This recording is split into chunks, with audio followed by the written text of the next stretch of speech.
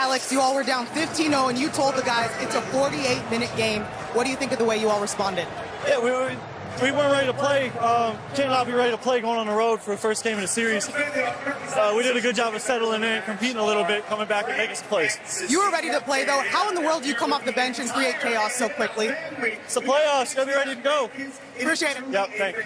Mike? Thank you, Zora. He's had such an impact beyond the box score. He's got 8 in the box score, but he's plus 20 in the first half. American Express at the half coming up. At the break, Express at the half. So it's a 7-point lead at the half for OKC, thanks in large part to their bench.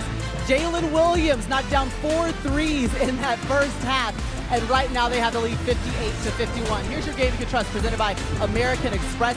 Just take a look at what OKC's bench has been able to do, outscoring their starters so far by 20 points in this game, and actually coming into Game 3, they had already outscored the Spurs bench 107-41. Welcome back courtside here at Frostbank Center. Maria Taylor, got 2 Hall of Famers, Carmelo Anthony and Vince Carter here. Listen, the Spurs, they actually came out strong. 15-0 run to start the game, but slowly but surely, and Melo, you said it, OKC walked them right back down with their reserves and starters. Well, this is what the champs do. I mean, they had to settle into this arena, into this crowd. San Antonio was excited coming in to start this game, here home, Game 3. But OKC did what OKC is supposed to do. They weathered the storm. They stuck with it. They stuck with their schemes. They stuck with their strategies. Shea had 1 point, 0 points in the first quarter, right? So, and they were just figuring out what they needed to do. But I tell you what, the other J-Dub came in and stepped up. Oh my, incredibly. He shot the ball extremely well. He played well. He played hard. He ran the court. He moved the ball. And Casey Wallace on the defensive end, he was phenomenal on the defensive end. Again, OKC took their time, walked the Spurs down into halftime, and as a result, man, they going up. Yeah. And they took advantage of the Wemby minutes on the bench. Absolutely. You know, they became, you know, they were Wemby was what, plus 15. Yes. They were minus 10. So once Wemby goes out, they were in attack mode, getting into the paint, getting to the rim, which caused, you know, help defense open up jump shots, threes, layups. So yeah, that's just them staying patient. That just shows you a championship team going on the road, not getting rattled, being down 15. Yeah. Hey, we're just going to take our time. We're going to continue to execute, and good things will happen, and they've done that. That's a great point. Listen, they went on a 12-2 run when Wemby went back onto the bench, and ultimately they were plus 12 with Wemby on the court, minus 19 when he was off of the court. But as you can see, OKC's bench could take advantage of Wemby having to take his break. Let's get into what we got back with De'Aaron Fox playing for the first time in the Western Conference Finals. He had 11 points, didn't look slowed at all by that right ankle. Yeah, we talked about it in the open. I thought he was going to make a huge difference for him, and he did. Why? Using his hands, his quickness, his speed, his ability to get into the paint. Look at that. He caught the ball before they could react to it. He's already laying the ball up. You see here, spreading out the floor. That's 2 scores, primary scores, pump fake. He was shooting. These are shots that he was taking before the game. Here's another one. This is just, I'm faster than you. They call me De'Aaron Fox. Good luck staying in front of me. Oh, I also have the 1-2 Euro step to the layup. He's so hard to guard. He creates easy buckets for himself. Here's 2 guys. I'm faster than both of you. I'm going to split you. I'm going to bump you off, and I'm going to use my offhand. So his ability to score, his ability to get in the paint, to make the game easier for Wemby, because they were putting a lot of attention on him, which opened up those driving lanes that he can get to that a couple of guys on that team cannot do. Yeah, on the flip side of that, so Dylan Harper, he goes back to the bench, and ultimately Keldon Johnson, he's the 6th man of the year. Not getting some of the same scoring that we've seen before. How do they continue in different rotations to create more offense for the Well, Spurs? again, we in Game 3, so you have to figure out how can I stay one step ahead of my opponent. Yeah. And it's a game of punches, man. San Antonio been throwing punches they threw the first punch.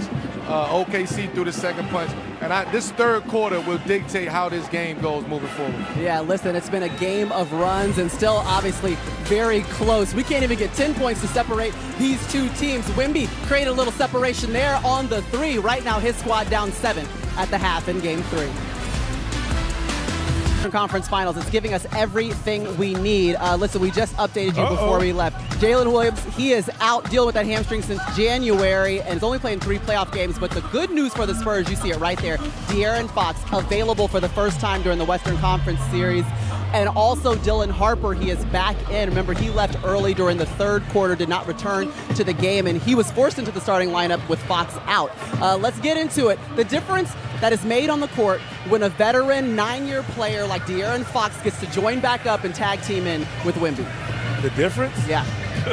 It's scary to me because there's another guy out there who can put the ball in the basket, who could be a primary threat, and Wemby doesn't have to be the focal point. Yes, you're going to put all of your attention on Wemby, as you should, but now there's a guy, De'Aaron Fox, who can navigate and make plays for others as well. So this is a big addition, getting him back. I mean, it's a surprise with Dylan Harper, but I think De'Aaron Fox is a need for them as well. Yeah, they've been dealing with turnovers bad. 44 turnovers through 2 games, giving up 55 points to OKC. That is a big difference ultimately for this team. Yeah, I mean, the Spurs have to take care of the basketball. Even though Castle is playing extremely well. But to have that many turnovers in a 2-game span, it just, you cannot do that. That just goes to tell me that you're just playing. You're not focused on taking care of the basketball. You're not focused on making sure that we get precise passes. You're just playing. And I love that. And on the flip side of that, he's averaging 20, right? He's averaging 20. He's passing the ball. He's playing great defense.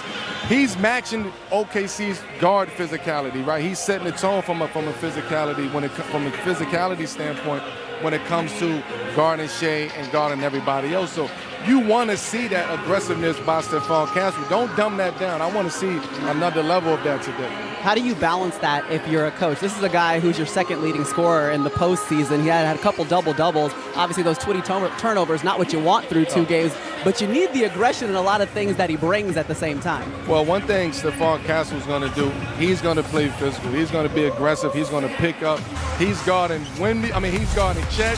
He's guarding Shea. He's guarding Lou Dort. Whoever it is bringing the ball up the court, he wants the challenge. And that right there. And he's doing that. Hey, listen, the world know what he said here on this dunk right I mean, that's worth like 6 turnovers in itself. That's about 6 turnovers right there. 6 turnovers right there. Stephon understands the moment. Even though he's a young player, he understands the moment. He understands the challenge, what it means to take the challenge. And he really believed that the Spurs can beat OKC, and he's carrying it that way. Getting the opportunity to play in a conference final, in your mind, you're like, we're this close. And I want to help my team get over the top.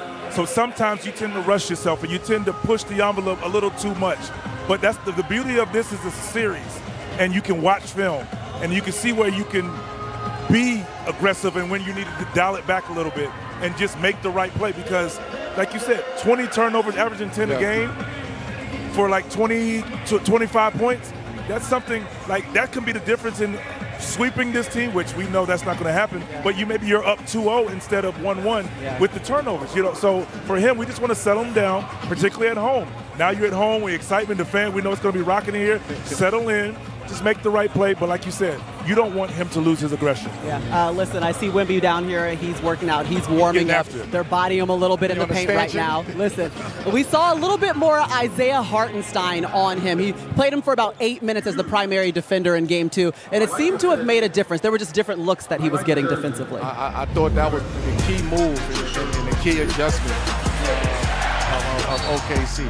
I mean, Wemby, you talking about the physicality. Look, Hartenstein understands how to play basketball. He know he didn't have no possessions on Wemby first game. Right here, he just want to keep a body on him, keep him between Wemby and the basket. I'm gonna give up some fouls, but I'm playing hard, I'm playing aggressive. But I also understand that Wemby, I also know that Wemby understand what he's up against today. Here's what I love about San Antonio staff.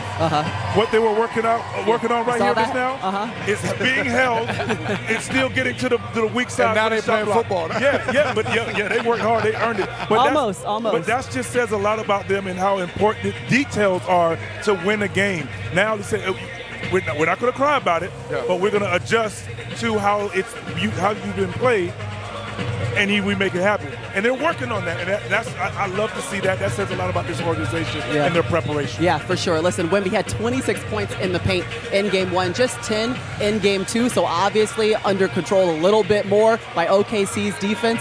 But let's get into what we saw from Shai Gilgeous-Alexander also in Game 2. Listen, the 2-time MVP, maybe he was feeling it out, trying to figure out exactly how he wanted to tack the Spurs in Game 1, but he found his spots for sure in Game 2. He definitely found his spots. Yes, he had 30 points. points, but he had 9 assists. And the one thing we've seen Shai all season, oh my goodness, what we've seen all season is his patience and his willingness to get off the ball for guys to make plays. And they understand they need to make plays for him. So when guys are knocking down shots, it makes the second half, fourth quarter for him to be in attack mode. So that's what he's starting to see is like, okay, get off the ball, guys knock shots. I need y'all to knock down shots. They know that. Watch me do what I do. Yeah, 9 assists for Shai in game 2, added in 30 points, and ultimately the series was evened up 1-1. There's the big guy, Isaiah Hartenstein, played a huge role. AJ